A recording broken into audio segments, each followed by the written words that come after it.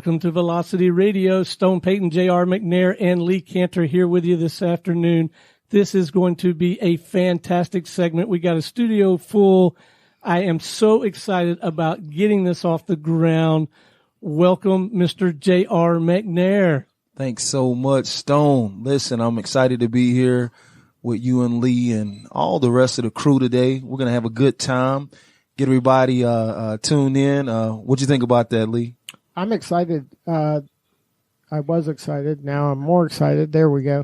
And you got a full house for the first episode. It's going to be an exciting adventure we're all on. Well, you know what? We wanted to make sure when I did this particular show on the studio that I got some people in here that some people that I've known for a while, some people that I've met recently, but just some people that I thought had varied aspects of their business that are really doing some impactful things in the Atlanta area, and I just wanted to talk about them. Yeah, and I think it shows kind of a 360 view of business in Atlanta. So they touch on a bunch of different facets of Atlanta. Yeah, totally. I mean, you know, Atlanta is a little bit of everything. It's I wouldn't say a hodgepodge, but it's got a little bit of everything from all different aspects and regions and different industries. And I think all of these guests have, with their background and their experience, just have a great look into a snapshot of the city. So. And who'd you bring with you today? Well, I have with me Lisa Laday-Davis of Kennesaw CPA.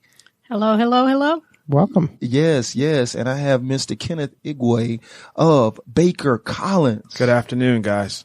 Yes. And last but not least, I have Miss Jacqueline Waller of Standing Room Events. Good afternoon. Yes, most definitely. All right. So who do you want to kick off the show with? We're going to kick off the show with Lisa. I'm excited, for everybody. And I'm gonna talk about even more, while I'm even, excited about Lisa, towards the end of her segment. But, you know, I've known Lisa now for some years, and we have, had an opportunity to help a lot of small businesses and companies, organizations all throughout, pretty much the Southeast. It's not just in Atlanta. So, and, I wanted to kind of just, bring Lisa on. She's somebody that I trust in the space, for what she does in, the financial, more of the consultative, financial, analysis and, CPA work that she does. Lisa did a ton of stuff in actually, Omaha. And so, Lisa, I'm going to stop talking for a little. I just want to tell them, like, cause your background, you're from Louisiana. You were in Omaha. Now you're in Atlanta. Like, how did that happen? Well, it is a bit of a journey. I actually went from Louisiana to Atlanta. I was here a couple of years when the Olympics was here. Mm-hmm. And so I was here for a couple of years, spent about 15 years in the Midwest in Omaha, Nebraska, and then back to Georgia again the last 4 to 5 years. So I'm excited to be back. Yeah. You know, we're excited for you to be back, and you've launched, one of the fastest growing CPA firms in Metro Atlanta, Kennesaw CPA. Could you talk a little bit about that? Well, you know, that was exciting that when I came back here, most of my career, I've worked with small to medium-sized businesses. I've been a CPA for over 20 years and worked in the insurance industry and the risk management industry. And, even one of the companies we were with was recognized by SBA as being a champion for small businesses. So I know I wanted to continue that work with small to medium-sized businesses and helping to the success of those businesses, because the solopreneurs, the entrepreneurs, the small business owners, that's the wave of the future. That's where we're going, as far as the development in our economy here. And we want to kind of contribute to that success. So it was really exciting to start Kennesaw CPA, especially here in the Atlanta metro area, and then give an opportunity to put some services in place, some tools in place that's going to help those business owners be successful. Most definitely. And you said, some services and tools. Now, I want you to talk about, because you had an opportunity also to go through our accelerator, Velocity, last year, and it was phenomenal. And in that, you were able to develop a new business, but also a great tool. Could you talk about what that tool is? You know, one of the things we did when we worked with your accelerator program is that we knew some of the problems and the issues that business owners faced as far as not having enough time, money, resources, wearing multiple hats. We're going, what can we put in place to kind of alleviate some of that pressure? We can't be everything to everyone. So, but we know we can be strong in that financial aspect or the financial management aspect. So that's when we developed the tax guide. And while the name is the tax guide, it's so much more than just tax services and tax planning. We actually put in place a subscription-based service that's effective and affordable for small business owners. It allows them to pay a monthly fee and have unlimited access to an accounting team, consultant, to be able to implement the things that's needed in their business, like budgeting, planning. And then when all that is said and done, they still have the tax preparation at the end of the year that's automatically included. They have the accounting software that's just instrumental to the success of the management of their business. That's automatically covered in the software. We help them get set up. We make sure that they're managing their business financially all year long. And then at the end of the year and even quarterly, we're able to do effective tax planning with them to make sure that they're paying minimal taxes and making the best use of their business funds. That is awesome. Before the show, I was talking with Jacqueline, and I was telling her about Legal Shield. They have a membership every month where you pay and you get you can call into attorneys and things like that. But this is with nothing against attorneys, but I think I would be pressed, to make sure I have somebody that I can call every time about my financial problems. And that's one of the things that we encourage when we first start working with a business owner is make sure you have that team of trusted advisors around you. There should include some legal, there should be some marketing, there should be some accounting.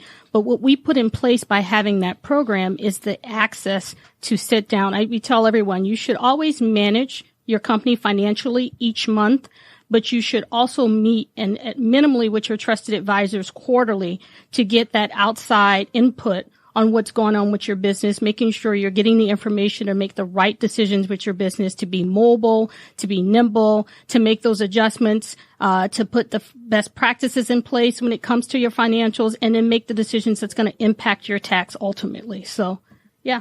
Most definitely. So, in over the 20 years, because you've been doing CPA work for 20 years, right? Yes. And so, over that 20 years, you've seen a ton of companies, right? We have. We've seen some succeed. We've seen some fail. What we try to learn is a lesson from each one of those engagements to figure out how we can help make the next company better every time. So I know probably this is one of the biggest questions you probably get in your space because you've seen so many businesses over this 20 years. And we know over a 15 year period that 80 to 90% of small businesses fail within that time frame. So if they started out as 100 businesses, only 10 to 20 of them are left at the end of that time. What have you seen has been a couple of problems, or maybe a number one thing that you've seen that's caused the demise of those companies? I think if you look at the national data when they talk about those statistics and how businesses succeed or fail, if you look at the top 5 reasons, at least 3 of them are going to be financial related. Okay. And so that was why we stayed with that focus of financial management of the business. But even beyond that, I think a lot of it has to do with, again, the team, the advisors that they put in place. It's very difficult when you start a business and you're kind of a one-man show and you're wearing all these hats and you're having to be an expert in so many areas. Having those teams of different experts in different places that will help you make those decisions and help you identify some of the issues early on so you can be proactive instead of reactive, making sure you have the appropriate cash flow, knowing when your business is going to break even, when does it need resources or capital, when it doesn't. Just having those planning processes in place is going to it's going to take that business a lot further in their chances of success. Okay, definitely. And so if we're looking at just all the different, you have cash flow statements and all of, what would be a main tool or something, a financial statement that I, as a business owner, that any business owner should look at first? If they're a small business and they're running, what would be that one thing that they need to be keeping their eyes on consistently? It's hard to narrow it down to one thing because they're going to need all those financials at some point in the process, be that the income statement, so known as the profit and loss, or the balance sheet. But when it comes to managing your business and planning and budgeting, there's nothing like the cash flow statement to take your business, know what your future is going to look like on a 1-year basis, a 3-year basis, a 5-year basis. We even tell people, make a 20-year plan. The 20-year plan doesn't have to have detailed financials, but you need to know where you're going with your business, what your ultimate goal is and what you want to be, because it'll affect so many decisions along the way. But definitely having that cash flow tool that you can manage and compare your actual operations to the planned operations and do that comparison each month to see where you're falling short, see where you need to make adjustment, any changes in your marketing plan, your spending, knowing where your dollars are going. That is key for a business, is cash flow. So using that on an ongoing basis in the planning with your business. And, speaking about planning, your business has just, I believe it's exploded over the time that it's been here in Atlanta. When you've opened up this operation here, where do you see yourself over the next few years, over the next 4 or 5 years, just from what's success? What does that success look like? Now you really put me on the spot there. It's hard to say. I'm very hands-on, which is sometimes my downfall because I want to be so engaged and involved in the process. Sure. So it's really what every other small business owner struggles with, is figuring out how to scale my business to help the most people that we can, but still having the resources in place, the quality of service. So that's what we're building. We're looking at different options as far as technology, different recommendations and processes we can put in place so we can help more people but still maintain the same quality of service that we started with, being with that one-on-one service. Most definitely. Cause I'm going to tell you, the biggest thing I refer almost everybody I know to you, and I do that because, there were not a lot of people that are in the space that understand not all accountants or CPAs are created equal, right? And, you just think that if people, they come in the space, I have a CPA, I have somebody that does my taxes, but it's like they might not have that information. One of the things that I love about you is that you have a breadth of knowledge,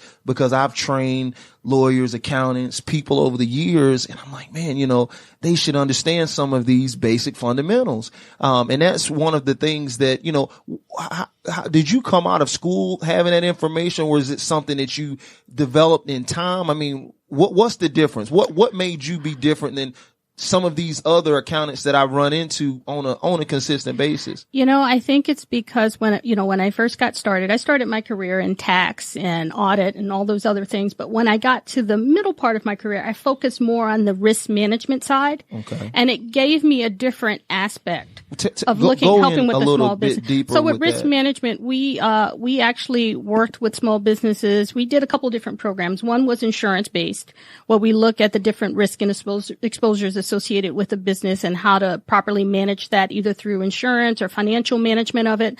But another aspect is we used to work with small and disadvantaged contractors, helping them get and bid on work with public officials and city and counties and things like that. So working one-on-one with those individuals that, some of them are one-man show, some of them had, 10 contractors on staff, and looking at the different challenges they're faced, not just on the financial side, but just throughout their business, and then coming up with solutions put in place that help them be able to bid that work, successfully complete that work, and then make it profitable for them, and watching all those challenges. So I think it's just kind of the breadth of a variety of experiences that I've had over the 20 years. Okay. And so in that, I want you to answer 2 questions for me. Number one, what is the biggest thing you think you did in your business that has really helped push it to the next level? And then what was the one thing in your business that probably was, maybe one of your biggest mistakes? I'll start with my biggest mistake. I think one of my biggest mistakes was the waiting to get this piece started. Yeah. I wish I would have started this 10 years ago, because there's no telling where we would have been and just the impact we could have made doing that. That's right. So one of my biggest mistakes was just not getting started sooner. And then, as far as, what we recognize as the biggest gain, I think, one of our most admirable moments is when we got recognized by the Small Business Administration as being a champion for small businesses. I mean, that is our goal. That is what we want to impact. I mean, I'd like to say, 20 years from now, that we're talking in the millions of numbers of businesses that we've impacted in their success and the future of their business, just by the programs and the software and the tools that we've put in place. Well, you know what? I kind of cheered up some when you said the millions, because I had to remember, say millions, because yeah. if I say thousands, you'd fall out of your chair. Yeah, right. Because we always talk about going bigger, better, reaching, changing the world, and that's one of the things. And I love that you are in a position now, because a lot of people have the passion but don't have the capacity to fulfill. Because you might have all the passion in the world to want to help people, but you just don't have the infrastructure or the capacity even to fulfill upon maybe that large vision that you have. Yeah. So I think that's great. And, one of the things I wanted to say, and I think it's good to talk about it now. This kind of leads into really this next phase of Lisa, of Kennesaw CPA, of the tax guide and everything, is the show that you're going to be launching next week, right? Well, that's how we're going to start that journey to being able to help millions of businesses, is that we're going to focus on highlighting and spotlighting businesses in Georgia, businesses nationally, offering resources. I'm really excited about that opportunity to be able to work one-on-one with so many businesses. Well, tell me a little bit tell me the name of the show, and tell me what you're going to be talking about in the show. Well, right now I think we're going to call it the Georgia Small Business Financial Hour. Okay. And what we're going to do is we're going to talk to local businesses. We're going to talk about some of their challenges. We're going to talk about some recommendations that we have for them right there on the show, some of the tools that are out there, technology, things that they can put in place that'll help their business. And then just from the feedback that we're getting, talk about the development of things that can be put in place to help businesses in the future as well. Most definitely. So who would be a good ideal guest to come on your show? One of the things I really like working with is businesses that have been in business, say, about 3 and 5 years. Mm-hmm. And when you start off as a small business, you start off usually as the one-man show. You've grown your team. You've gotten there. But now you're having that challenge of getting to the next level or scaling that business. And that's where you can really see the impact of some of the tools and the trades and things that we can put in place. So we'd like to talk to those businesses that are at that stage. Well, listen, I'm excited, and I'm ready for you to do it. And I know you're going to tear it up. And I know Lee. Tell me what you think about that, Lee. Well, I think it was right on point. And like you said, all CPAs aren't created equal. There are some that care more, that do more, and that serve more. And Lisa, you're a great example of that. Thank you. Now, if somebody wanted to learn more about your practice, is there a website?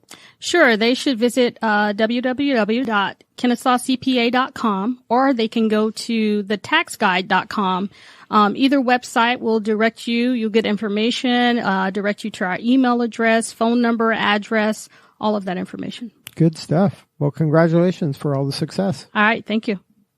Most definitely. Well, listen, we're going to keep this train rolling and keep it going. And I'm so excited to talk to our next guest, because it's kind of a direct lead in, you setting up the foundation of your business, making sure your business is right. But one of the biggest indicators over my career as a consultant, the thing that I've seen that people have always asked, the number one thing is, hey, how do I get money? How do I get funding?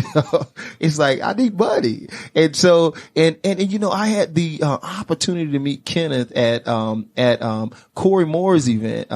Corey does a lot of events in Atlanta, and I always try to come and support. And Kenneth, as soon as I walked in the door, and Corey said, listen, I need you to meet this guy. and so he walks me over there, and I say, okay. And I understood it within the first couple minutes why he wanted us to introduce Kenneth Igwe of Baker Collins, and they do some amazing work. Kenneth, tell the audience what you do and why you do it. Sure. So we are a private money lender for real estate investors. We finance residential as well as commercial real estate investors all over the Southeast. And as of November 1st, all over the next 41 states. Wow. We realized that a lot of folks were having very challenging times trying to access the capital markets. And so we decided to kind of put a forum together to allow individuals to kind of take advantage of that.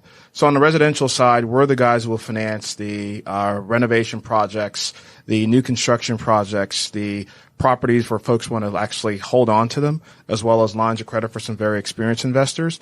On the commercial side, we'll finance office buildings, retail buildings, industrial parks, as well as hospitality, aka hotels. as well. And so we created because a lot of individuals were essentially having those challenges trying to kind of figure out who do they find or how do they access the capital? Because that's one of the most intimidating things as far as getting into real estate investing. Where do you find the money? How do you go about doing this? And so I think that's one of the reasons, that's why Baker Collins was born as well. I was telling you the first time, I love that name, Baker Collins. It just it sounds like it's been out for about 50 years, maybe 100 years. Well, we haven't been out around that long. Yeah, we started back in 2015. Okay. And it was actually born because it was the name of two of my college professors. They passed on now, and they allowed me to kind of really think bigger about just doing bigger deals and think about. I fell in love with finance when I went through their classes. And so I just kind of wanted to give homage to them. And that's how it kind of came about as well. Speaking of professors, was this at Harvard or was this at where tell me about where you went to school at and Sure. the different schools that you went to. So I was supposed to be a doctor. That didn't work out well because I didn't like the sight of blood. Okay. So, I was always good at math. So kind of segued into engineering. I came here, did a dual degree with at Morehouse College and at Georgia Tech. Got a math degree at Morehouse, got an electrical engineering degree at Georgia Tech. Ultimately kind of found my way into finance. I actually love, I love real estate. I love finance. I was trying to figure out how do I kind of intersect the two. And so I ended up, as a commercial investment banker and did a master's degree at Harvard University as well. So these two professors were at Morehouse and, Georgia Tech. Oh, wow. Mm-hmm. Wow. So could you just briefly kind of touch on those two professors and? Yeah. So one of them was an economics professor. As an engineering student, I was always interested in really just intrigued as to how finance worked. And so they were able to kind of share with me books, about how finance works, such as the Creature of Jekyll Island. They also shared with me books. They actually gave me the book Robert Kiyosaki's Rich Dad, Poor Dad, which kind of really changed my mind and how I thought about how finance works and how just creation of wealth works as well. In addition to, they shared with me kind of one of the things you can really think about going into was real estate. And so here I was, a young 19, 20-year-old individual. I was destined to be a great engineer. And once I got into their classes, I was just like, you know what, I'm probably, obviously my first job out of college was with IBM, spent for about a year for there. And then from there, we decided to just start renovating some properties and renovated 2 properties 2 years out of college and never really looked back. Just been in real estate ever since from there as well. That's amazing, man.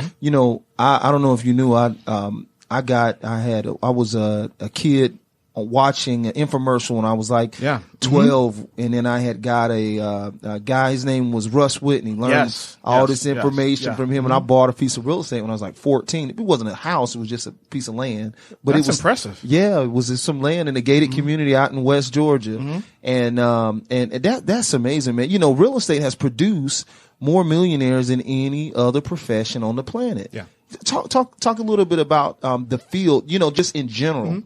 Well, so one of the things, the reason why we do what we do is because we're looking to help investors create and preserve wealth through real estate investing. And so a lot of individuals will get into this business and they will try to create wealth, but then they tend to forget how to preserve wealth. So to preserve wealth, there are certain things that you need to do. We'll show them, okay, you definitely want to hire a CPA like Lisa. You want to hire a financial advisor. You want to hire those folks, but you also want to invest in other projects as well, such as long-term holds, maybe invest in a multifamily project. So our biggest source of revenue currently is fix and flip. So we've all seen the shows on A&E and HDTV. No promotion for those shows or anything of that sort. Again, I have a love. Let me not go into that. I like the fact that they are encouraging a ton of individuals to get into real estate investing, and they've been the catalyst to allow folks to start to believe, I can do this. This is doable. Sometimes with some of those shows, they tend to give an unrealistic view as to how renovation goes. Entertainment, right? There's an entertainment value there. But I really encourage folks to get into this and learn more about it because it really allows folks to really change the trajectory of their family lineage if they can. Because now you can create a skill set that allows you to generate wealth and generate capital for you and your family. And also you can have multiple assets that allow you to keep generating passive income. So therefore you can really attain the American dream, which is what we all deem as well. Most definitely. So if I'm trying to get into real estate, and if I come to you, do I need to already have real estate before I come to you? Not at all. Okay, so and then so I don't need to have, and so does my credit have to be like super good, or it has to be really good? Not necessarily. So that's, again, one of the things that we do that really delineates us from other folks is we like to train, and we like to make certain that our investors really understand what they're getting themselves into. So we actually will we have a shameless plug. We actually have, we trained a ton of investors. We have a free class, and we also have a CE class, a continuing education class. And we tell people this is what you need to do to get into real estate investing. You do not need to have perfect credit. You do not need to have a boatload of cash. You do not need to have a ton of experience. Although those things are great, and those things are things that we would definitely see as a plus, they're not a requirement. And so one of the things we like to do is really dispel a lot of the myths and a lot of the false narratives that tend to surround our industry, because there are a lot of them. And so we want people to really understand how to go about using private money to acquire and maintain real estate assets. That is awesome. That's awesome. So what is there a minimum in to get into it? Is there a max? Sure. So I'm going to give you a very technical answer. Okay. It depends. Okay. And I find myself saying that a lot, especially I can say it in so many ways now. Theoretically, possibly that may be the case. And so typically it depends on the institution that you go to. So for us, our minimum loan amount is $50,000. Okay. For residential, our maximum loan amount is $2.5 million.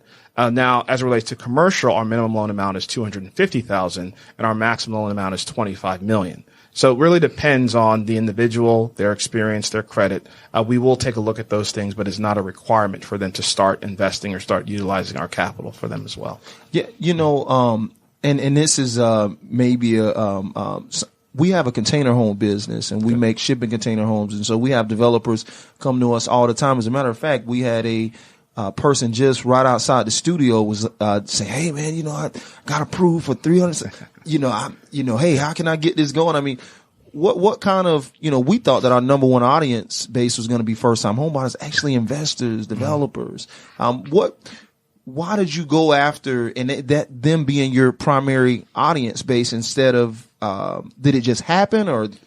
Well, I had a background in real estate and I had a background in finance. So it just kind of made sense to kind of connect the two and figure out, okay, how can I add the most value to investors? How can I add what group of individuals or business owners can I add the most value to? Can we add the most value to? And so we identified it would be real estate investors who were looking to get into these projects, whether it was a renovation project or a new construction project or someone who wanted to hold on to an asset for an extended time frame. That's fine.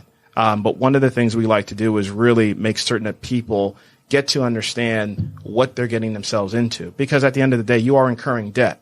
And if you're incurring debt, you have to be very knowledgeable about it. You have to understand the pros as well as the cons. You have to understand all the tenets around this particular transaction. And so we want people to understand that. But we felt that we could add the most value to individuals who are looking to get into a fix and flip or get into a rental loan or get into some type of asset that we're looking to kind of hold on to as well. Most definitely. So do you do a lot of speaking at different events or? I have. This year I've done a good amount of speaking. I've been on a couple of shows as well. It's interesting and I love doing it because we really get to share with people what we do. This is kind of an esoteric industry, meaning that a lot of people are not familiar with what we do. They have a lot of misinformation and they don't even know that we exist. So we're the group that will actually finance the deals that the typical bank will not finance because of their risky deals. I mean, most banks, if you walk into, and they're all great institutions, Chase, Wells Fargo, Bank of America, all very venerable institutions, they will typically not finance a property that is dilapidated, needs a ton of work, and you're going to sell it for some price in the future that you really can't pinpoint yet. So that's a ton of risk for them. They want to lend money to projects that have limited risk, move-in ready, rent ready. Things are going to give them a really good return on their investment now. We don't mind taking on that risk. So we will do those deals and we'll do them. These are the deals we do all day long in multiple markets also. Wow. And so how does it typically work? I mean, could you walk us through like, if I come today, how long that takes, Sure. what, I don't know, the average time that it takes to do that, or maybe the the percentages of approvals or? Sure. So, as it relates to renovation loans, we have to move very fast. In Atlanta, specifically to real estate investing, this is a hyper competitive market. So you're not just competing with Atlanta investors, you're also competing with statewide investors as well as national investors. And we have a number of international clients. So we have to move with speed. We typically close our renovation loans within 10 to 14 days. We tend to get our borrowers qualified within 24 to 48 hours. If they have a property, we're going to get them out a proof of funds letter based off the information they provided to us. Once they provided that information to us, then they can go out and start shopping. If they can provide us with an executed contract plus a renovation budget that makes sense to us, we're going to go ahead and order the appraisal, inspection, title work, things of that sort. Our hope is all those items come back within maybe 3 to 5 days from the time that we ordered it for us to be able to close within that 10 to 14 day time frame. So as it relates to renovation loans, we move really, really quickly because we have to, and we need our borrowers to be successful. It's not a want, it's a need. And because when we deploy capital, we have to make certain that we're deploying it to individuals who are properly educated as to how this process works. So yeah, that's kind of how we work in a nutshell for renovation loans. Now, for a rental scenario, it does take a little bit more time because we're looking at a little bit more information, but it's still a little faster than your traditional bank. And as a private money lender, we're pretty flexible with underwriting. So we're not looking at your income. We're not looking at your employment. A lot of our investors do not provide taxes. We don't necessarily need to see that. We base our decision on the strength of the deal. If the deal makes sense and if the borrower can provide evidence of liquidity, that's the deal that we'll finance. Wow. Mm-hmm. That's amazing, man. You need to be everywhere. I'm talking about, I'm serious. I'm serious. I was speaking at the Savannah Real Estate, the RIA down there and the Real Estate Investors Association. That's one of the biggest things that everybody's looking for. Man, we need to definitely get you out there. And now you said you're in 41 states. Correct. And you have cumulative experience of like 100 years. Tell me a little bit about that. So here in Atlanta, we have 5 account executives. Okay. We have a processor, a couple of virtual assistants. We have a executive assistant, and in Houston, we have another office as well. And so between the mortgage brokers who work for us, the realtors, our directors and things of that sort, our partners, cumulatively, we have about exceeding 100 years of experience. Wow. So there aren't a lot of deals that we have not taken a look at as it relates to private money, whether it's residential, whether it's commercial. I don't want to toot our own horn, but we've seen a lot, and it's rare if it's something that we feel that we can't do as well. So I'm going to ask you the same question also. Sure. You know, in these years you've been in business and all these things, and you know, with all your education background, and just from start to finish, it can be something in college, it can be something in your business. What has been the biggest mistake that you've made in your company or in life, you know, and then your biggest gain? I mean, your biggest success moment that you would say. So I'm going to do exactly what Lisa did as far as starting with my mistakes. I didn't hire fast enough. One of the things we started off as a 2-person operation back in 2015, and we were doing okay. You know, it was a great time to be a real estate investor. It was a great time to be in lending, and we didn't realize that we could scale the business much faster if we would have put some pieces in place that allowed us to really scale and put certain processes and systems in place to allow us to do what we do now. So that's one of our biggest, I would say that's one of our biggest early on mistakes. One of my biggest successes, one of the company's biggest successes, was being able to be granted that CE accreditation. For us to teach people how to utilize private money in pretty much all over the state of Georgia, and we're working on getting that accreditation in other states, that's humongous to me. Because what that does is that lets we can now share with people how to do this correctly. We stay in our lane. We just lend money. We don't want to do anything else outside of that. We don't want to find a property for our borrowers. We don't want to show them how to dispossess of these properties. We just want to lend money, and we want to show them exactly how to go about doing it correctly. So to be able to offer that to realtors and individuals and show them how they can use renovation loans and rental projects and new construction projects, and really, especially for realtors, really expand their investor base and then expand their client base. To me, it was one of our biggest successes. And that's the first one. I'll share with you another one. We were able to get into those 41 states now. So we've expanded our pool of capital. So therefore we can deploy to more investors and help a lot of investors out also. That's great. So, and now that you're in 41 states, I mean, are you trying to expand in all the 50? Or are you going to stay in the? We're going to stay in the 50 for now. The 41 for now. Okay. Mm-hmm. And so over the next years, I mean, what's the? Is this a national brand? Yeah. So our goal is to have boots on the ground in pretty much 50% of the states that we lend in. Okay. And currently we have boots on the ground in Georgia and Texas. I'm originally from Houston, but the goal is to be able to be in at least 24 to 25 of those states within the next 5 years. We're working towards that, and we're just kind of we're working on improving certain systems and processes to allow us to go about doing that. But currently we are able to lend in those 41 states. That's great. Mm-hmm. So how can somebody find out about you or your company? Sure. So they can go to our website, www.bakercollins.com, fairly simple. Again, it's www.bakercollins.com, or they can call our office at 770-988-4537. Most definitely. Mm-hmm. That's great.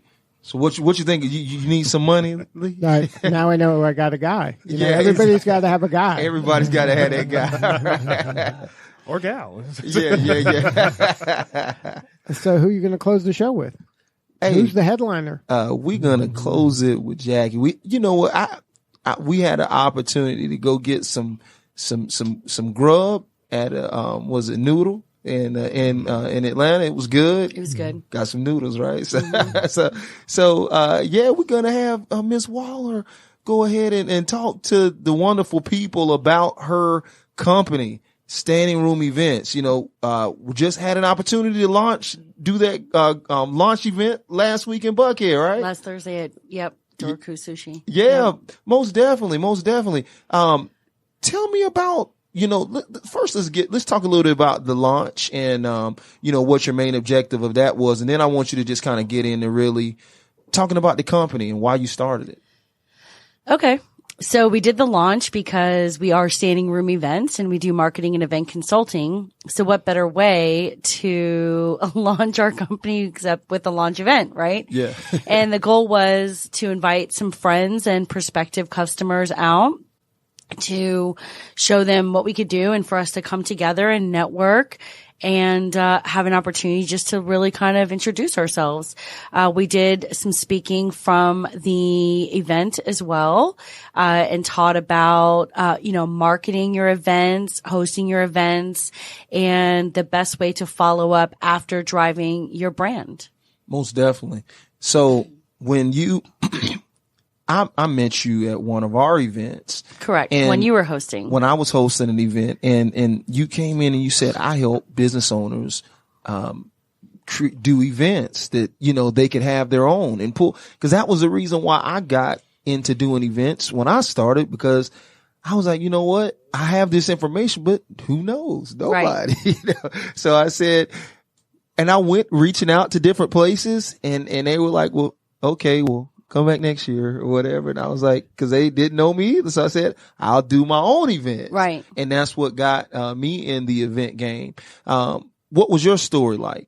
So first of all, let me just say that I'm not an event planner, although I can put a business organized event together. But we help with the branding, marketing part of that. And then also the right way to put it together to drive clients into lifelong customers. But I started out a number of years ago with a company called Connecting Atlanta. So we have, just like group on Facebook, started a networking company, started networking events, and then always had like an educational person come out that I felt like could add value back to the business owners. And then we just ended up flipping it and we decided to do business workshops. 72 business workshops later.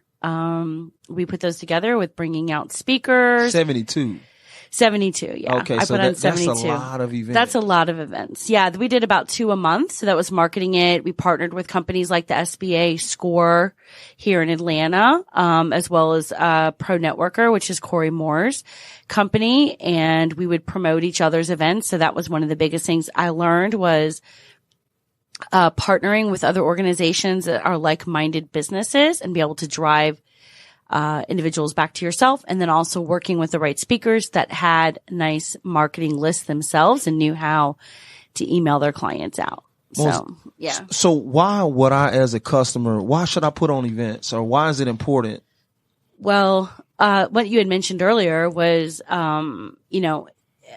there's a lot of CPAs, there's a lot of hard money lenders, there's a lot of banks, like financial institutions, whatever, real estate agents, that there's like, if you go onto Eventbrite, you'll see a ton of like home buying seminars, right? But why should I spend my time going, and how do I A, know who to pick, and B, why should I spend my time going to learn what they have to say unless they're going to be having that added value?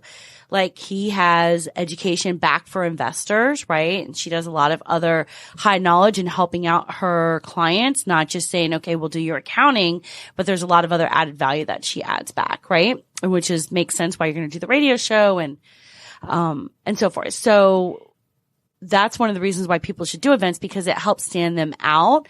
And it also says, okay, if I come to your event, whether I come for free or I pay $10, $20, $200, whatever it is, I want to at least be able to walk away with 3 things that I can apply into my business.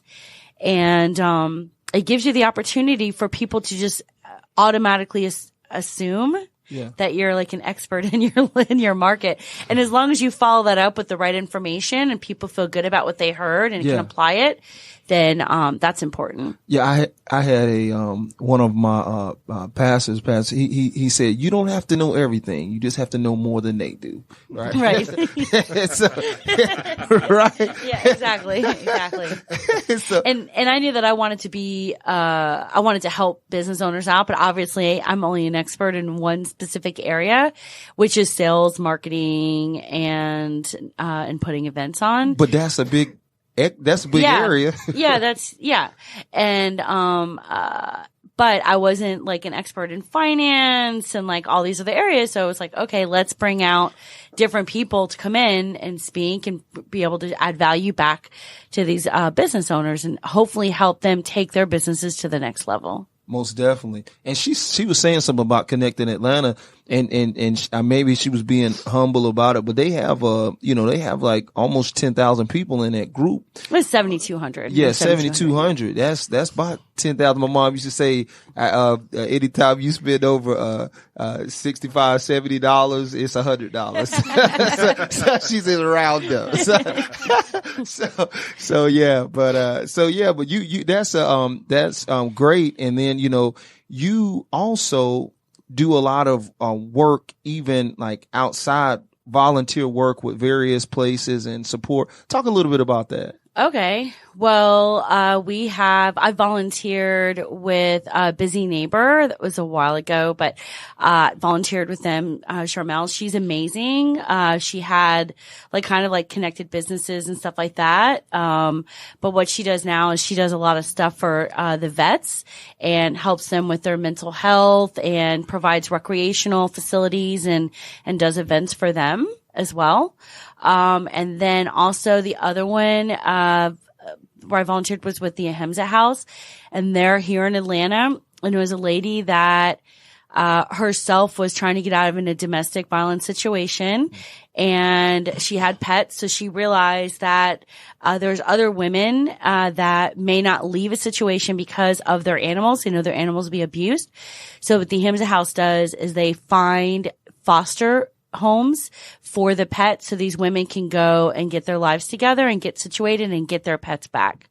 And that actually, my Gracie that I have, I've adopted her through there. Oh wow, that's awesome. Yeah. That's awesome.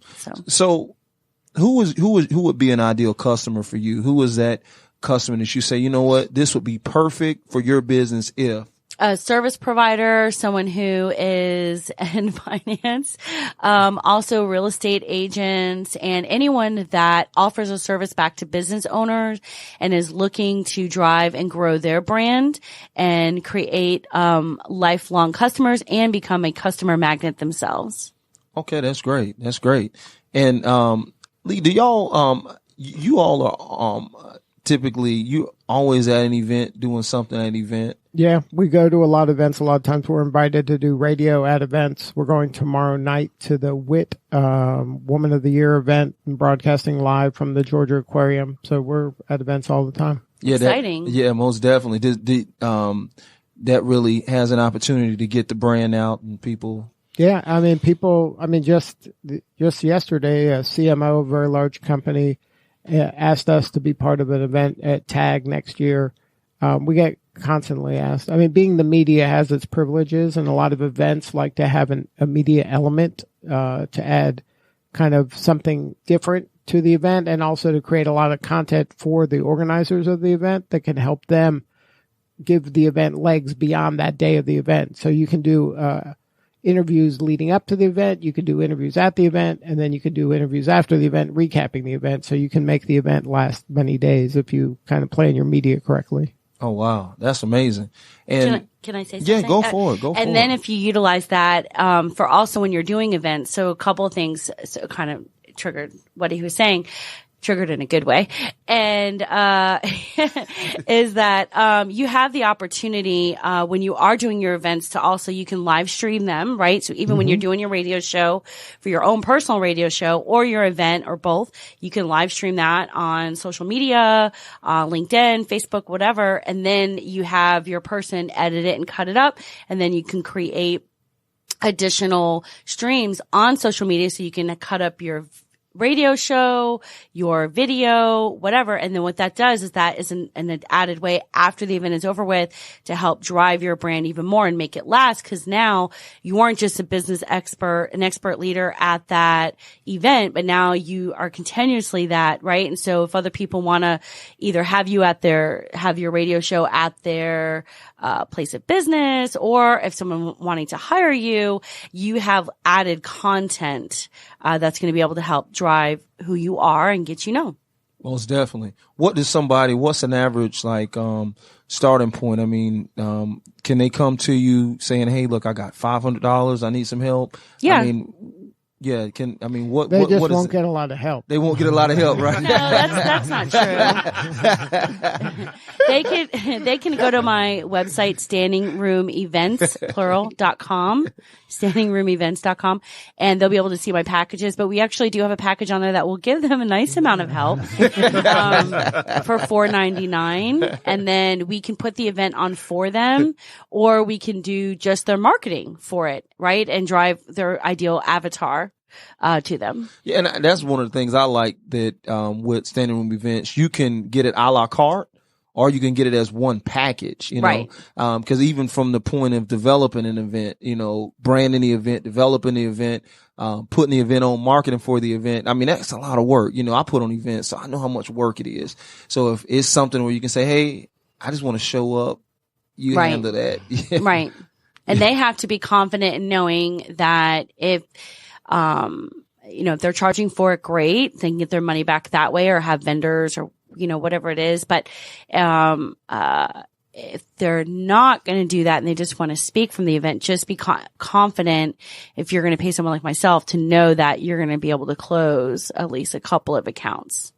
That's the biggest thing, because you always want to make your money back somehow. That is correct. Now, it's not my responsibility to help them close. I can only provide them with everything that they need, but they have to do the job from the stand. But just making sure that they have that on top of mind, cause that was something Kenneth was just talking about. It's just knowing, those things when they're going into whatever situation or deal. A lot of times it's just about knowing. Exactly. So I'm going to ask you the same thing. When you talk about, in your business or in your life, the biggest mistake and then the biggest win or thing that you've seen in your company. The biggest mistake was doing close to 70 events for free. Oh, wow. Right. That was probably the biggest mistake. That was my biggest drain. I did learn a lot, made a lot of great connections. It grew me for who I was. But it wasn't a big revenue win. for myself, which is fine because your seeds will always come up in other areas.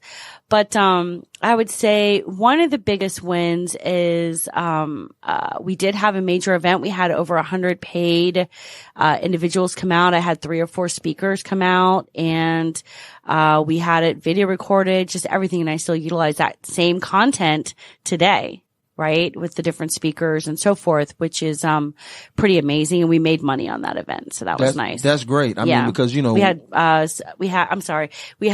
sponsors, we had booths and stuff like that, tables that we sold. Most definitely, because I mean, even what you were saying, you're still using that content. Now, one thing I like about when I see Gary Vaynerchuk, he has one event and chops it up like 24 times in like 24 pieces of content. Right. And so I think, and he, some of the stuff I'll still see, it'll be like 10 years ago, and he'll drop it in something now, just chopping it up with new stuff. So I think that's good that you're not only helping them to have events, but also to produce that content, which I think is great. So where do you see standing room events in the future? What does that look like? So that really so the next couple of years, I'd love to be able to have standing room events throughout in other areas in the United States, probably like a couple of more states or more. And then I'd like to have somebody that is trained like myself to help consult and lead others in other states, and also bring business in as well. That's awesome. So how can people find out about you and get in touch with you? standingroomevents.com, plural. Standing Room Events. Yep. It has my phone number, the way to email me, and so forth. If they want to follow me on Instagram, I'm Standing Room Events. Most definitely. Most definitely.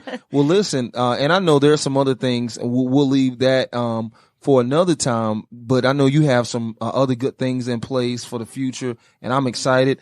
And I'm excited for everybody that's come on. I mean, Kenneth, Lisa, listen, it was like, we're already through an hour plus, and it just was bopping from one to the next. So goes by fast. It goes by fast, yeah.